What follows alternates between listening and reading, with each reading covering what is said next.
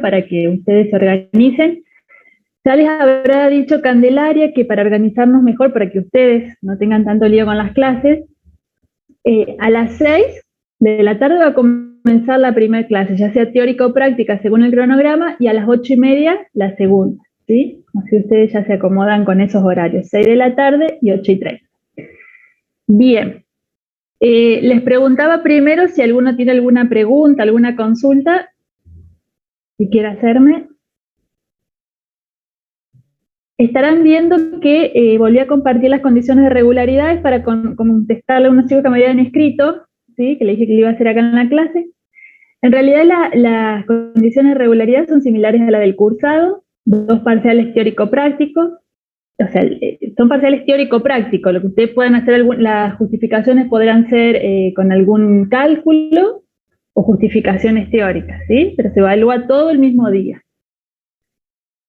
Los 2 parciales necesitan tener una nota mínima de 4, ¿sí? Para alcanzar la regularidad, y ese 4 corresponde al 50% correcto del examen. Y en cuanto a la aprobación directa, tienen que tener nota no menor a 6 y promedio de 7 entre ambos parciales. Una vez que llegaron a esas notas, para alcanzar la aprobación directa definitiva se rinde un coloquio. Ese coloquio es oral, ¿sí? E individual. Ustedes habrán visto que hay 2 días en el cronograma establecidos para el coloquio. Porque como es individual, hasta que vayamos entrando de a uno y eso, por ahí se hace más largo. Por eso hay 2 días para los coloquios. ¿Qué se evalúa? Se evalúa los temas que hemos visto, pero los conceptos más importantes, ¿sí? Toda la información respecto a los parciales, ¿cuántas preguntas son? Por lo general son 5 preguntas en 1 hora y media. Toda esa información la van a tener previa al parcial. Ya va a haber un bloque a partir de este fin de semana que diga primer parcial, con el instructivo, el tiempo, la cantidad de preguntas, cómo son las preguntas. Por lo general las preguntas son de navegación libre. Ustedes saben que puede haber 2 formas, secuenciales, que si avanzan no pueden retroceder al anterior. Si no me escuchan o no me ven, que no me vean, no importa, si no me escuchan bien o no ven la pantalla compartida, me olvidé de decirles que me avisen, ¿sí? Así repito lo que digo.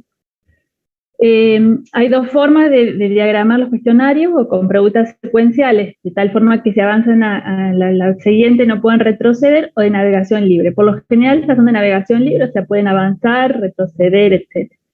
Pero toda la información de los parciales la van a tener a la brevedad en ese bloque de parcial, ¿sí? Les hablaba del coloquio.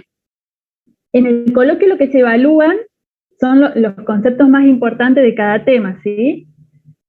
No sé, o sea, es toda la materia, pero ustedes van a ver que los conceptos lo van incorporando a medida que escuchan o en las clases o de lo que van leyendo, ¿sí? Es eso, no mucho más. ¿Y qué se puede recuperar?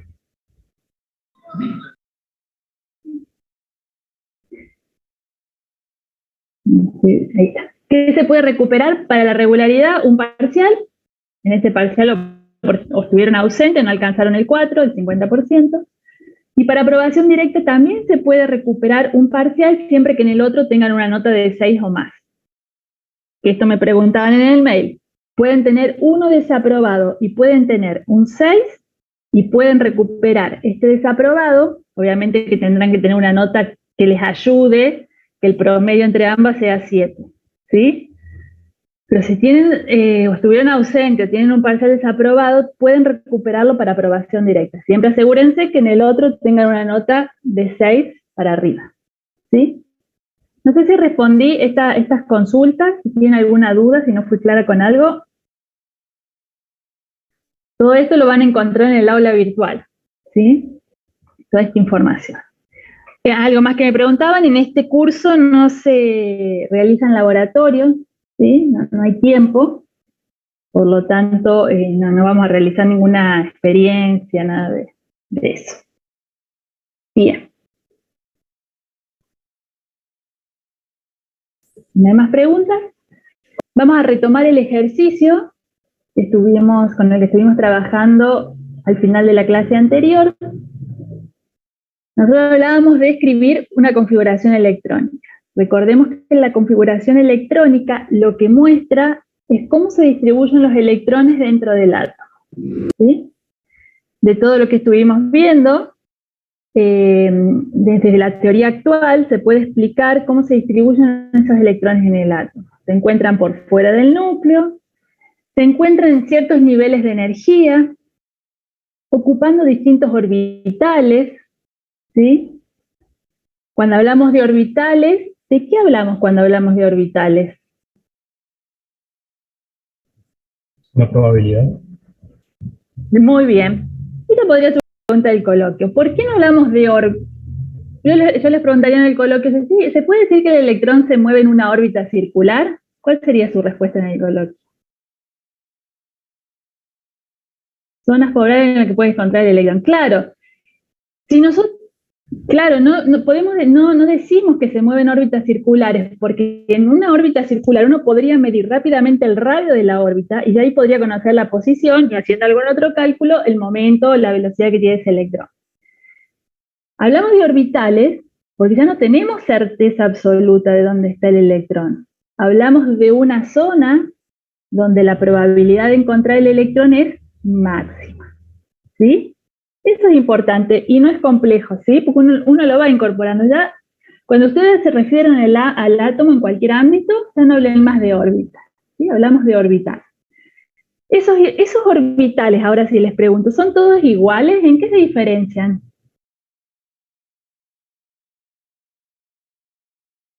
¿Todos los electrones que tiene un átomo se van a ubicar en el orbital S? Muy bien, porque hay distintos orbitales, ¿sí? Esos orbitales tienen distintas formas, distintas energías, ¿sí? Y lo podemos deducir, como dijo la compañera, a partir de los números cuánticos. Bien.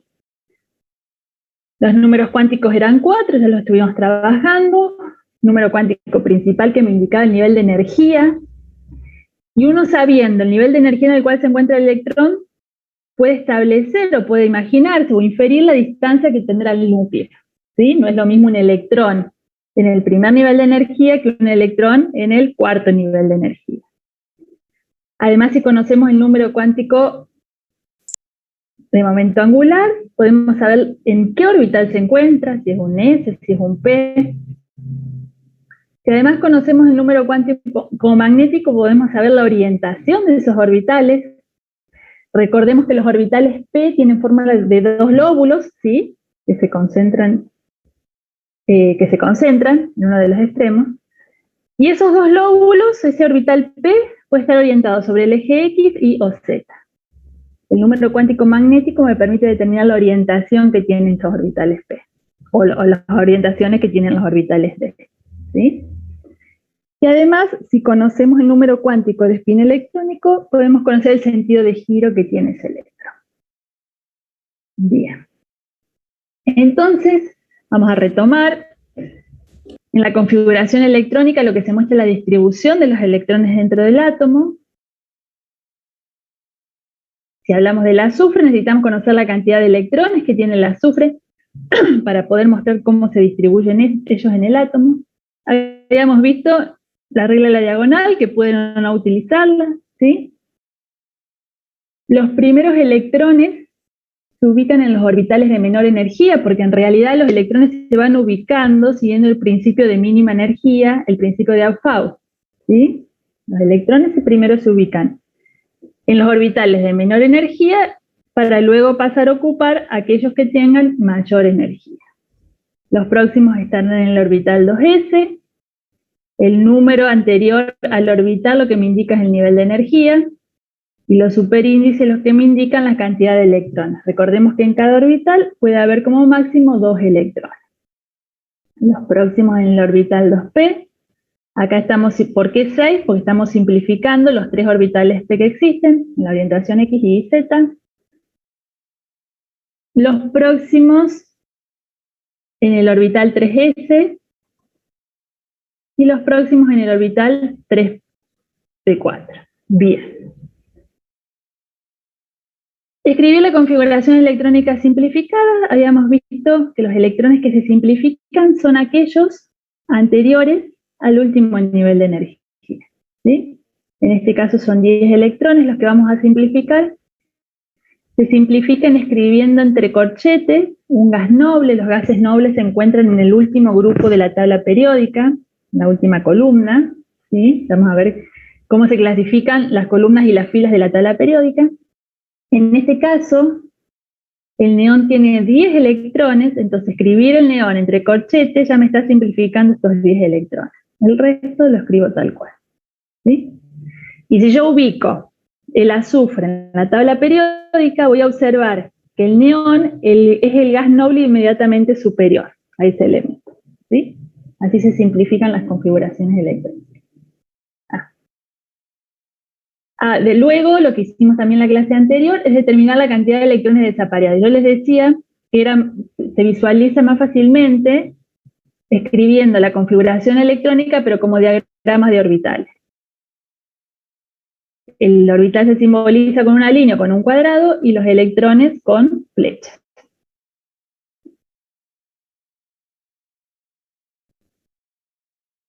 Este desnivel que tienen los orbitales tenía que ver con la energía, ¿sí? El orbital 2s tiene mayor energía que el 1s, el 2p tiene mayor energía que el 2s, que el 1s.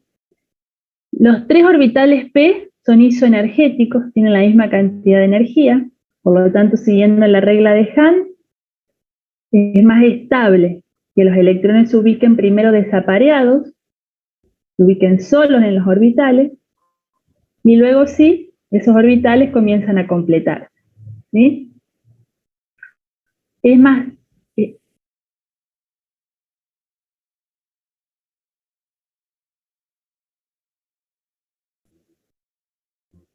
la última parte, no, está bien. Yo porque viste que cuando les voy mostrando esto, además les voy hablando de todas las reglas y todo eso, pero si vos tomás esto y haces solamente, en realidad, porque ¿dónde van a estar los electrones desapareados? El S está completo, el P está completo, acá. Entonces dibujás toda esta parte como diagrama y ya ahí podés. Sí, está bien. Más que viste que yo acá les voy explicando mientras. Esto les decía.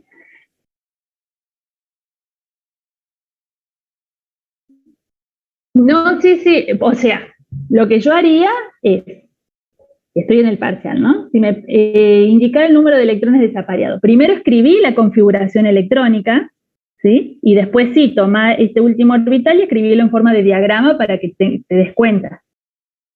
Que en algún lado esté la configuración completa.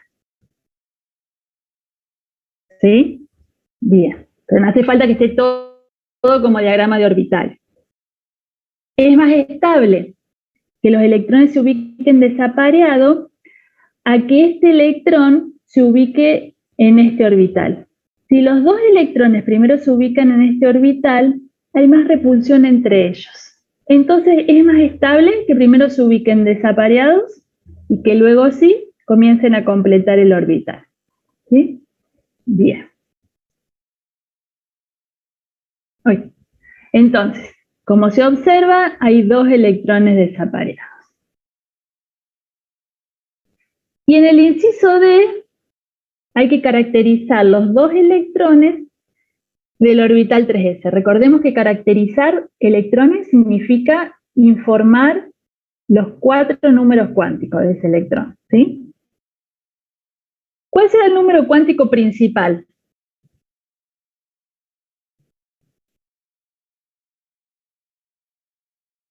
Tres. Muy bien, es el n y en este caso en particular es este valor que antecede al orbital. Muy bien. Entonces, los dos electrones tendrán el mismo número cuántico principal. Los dos electrones se encuentran en el nivel 3. ¿Sí? ¿Cuál será el valor de L?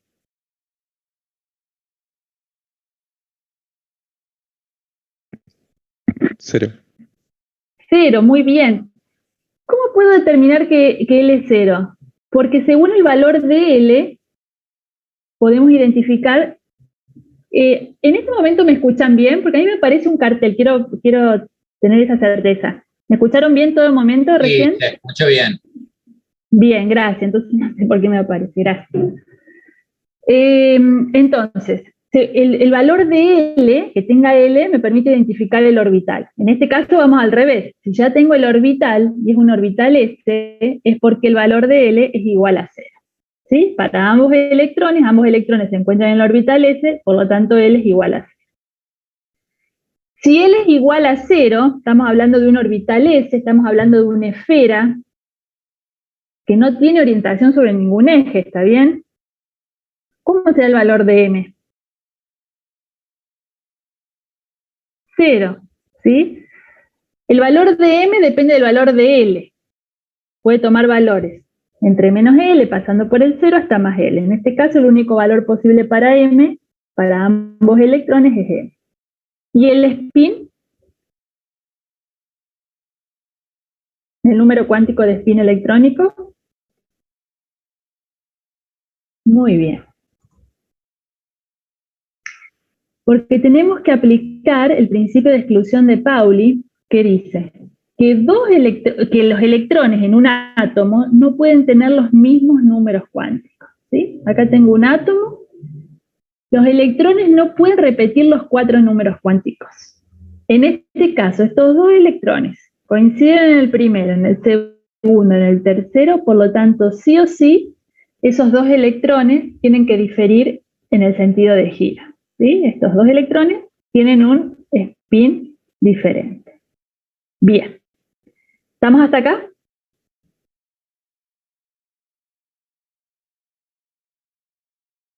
Bueno. Yo voy avanzando, pero me interrumpen o me consultan cuando quieran, ¿sí? Uno de los objetivos que nos habíamos planteado es poder explicar el funcionamiento del monitor CRT a partir del conocimiento del átomo. Y yo, una de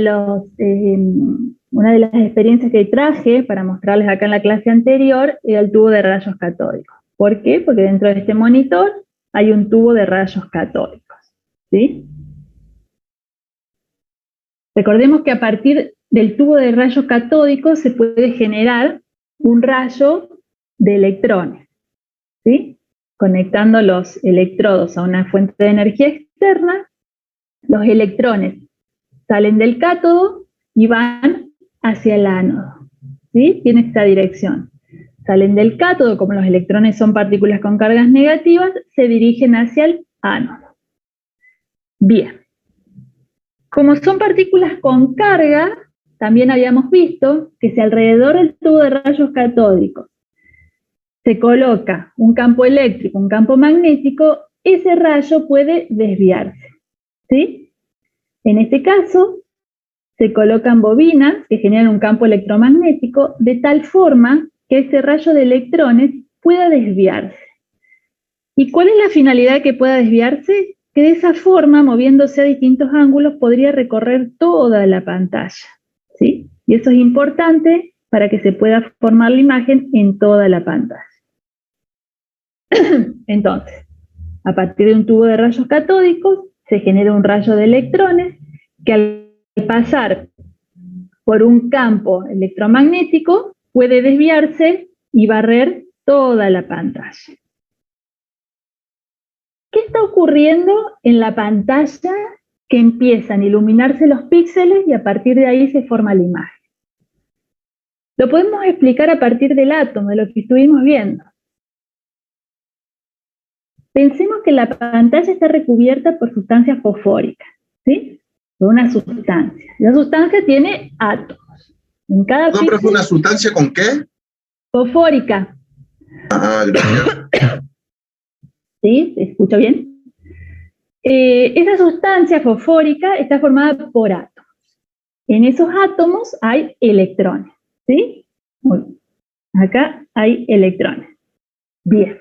Entonces, cuando el rayo de electrones proveniente del tubo catódico choca contra los átomos de la sustancia fosfórica, en ese choque, los electrones de la sustancia fosfórica absorben energía. ¿Sí? Imagínense un electrón que choca con otro. Cuando chocan, ese electrón del choque mismo absorbe energía. Cuando un electrón absorbe energía, se mueve hacia un nivel de energía superior, pasa a un estado excitado. Recuerdan de la clase anterior, ¿no? Ese electrón, al alejarse del núcleo, se encuentra en un estado menos estable que el que tenía. Por lo tanto, lo que va a hacer ese electrón es retornar al nivel de energía en el cual se encontraba, al nivel de energía inicial. Y cuando un electrón pasa a un nivel de energía inferior, cuando se acerca al núcleo, emite energía. ¿Sí? Para que el electrón pueda pasar un estado excitado a un nivel de energía superior, necesita absorber energía. En el caso de la sustancia fosfórica, de los electrones de la sustancia fosfórica, la absorben del choque del rayo de electrones. Cuando eso es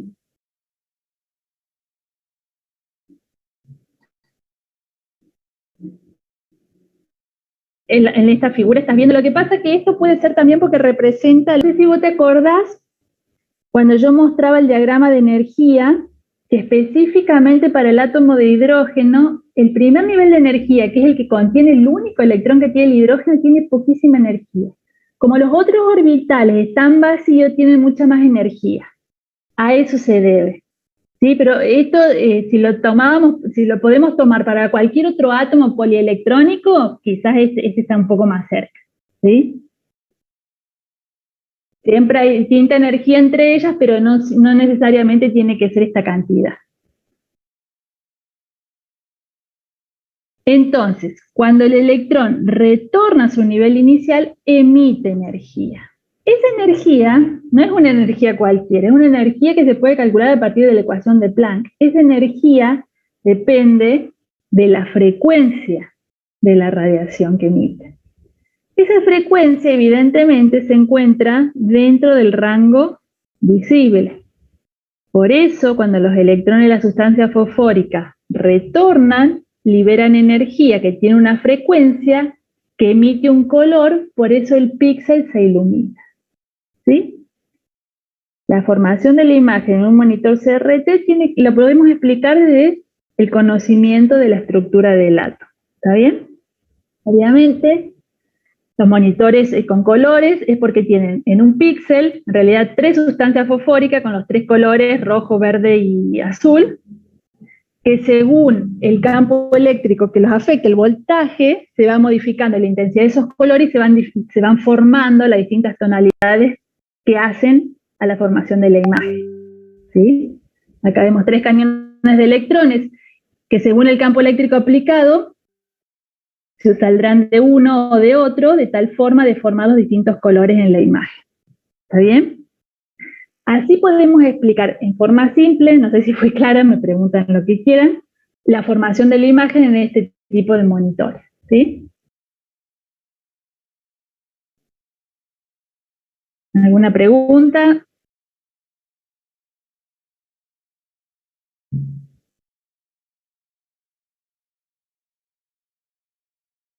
Bueno, avanzo. ¿Sí? Con esto entonces cerramos la primera parte de la unidad número 2 sobre la estructura del átomo. ¿Sí? Ya la cerramos, pero teniendo más conocimiento de cómo está conformado el átomo, cómo se distribuyen los electrones. ¿Sí? Bien.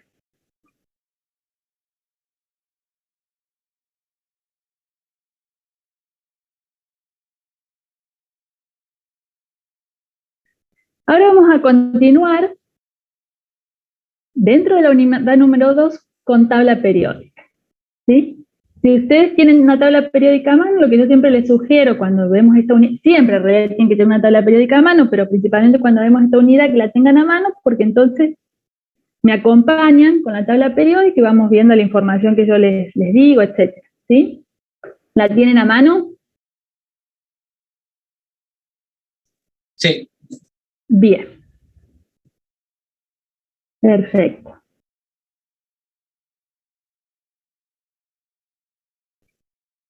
Imaginemos ¿cómo se fueron acomodando, cómo se imaginan que se fueron acomodando los elementos de la primera tabla periódica? Esa esos elementos se fueron acomodando según lo que se conocía hasta el momento. ¿Y qué se conocía hasta el momento de algunos elementos? La masa atómica. Entonces, los elementos se fueron acomodando teniendo en cuenta esa masa atómica. A medida que crecía la masa atómica se iban colocando los elementos. Lo que ocurrió durante mucho tiempo con ese ordenamiento de la tabla periódica es que no se observaban propiedades similares en elementos que se encontraban cercanos en la tabla periódica. ¿Sí? En 1869, Mendeleev y Meyer se acercaron un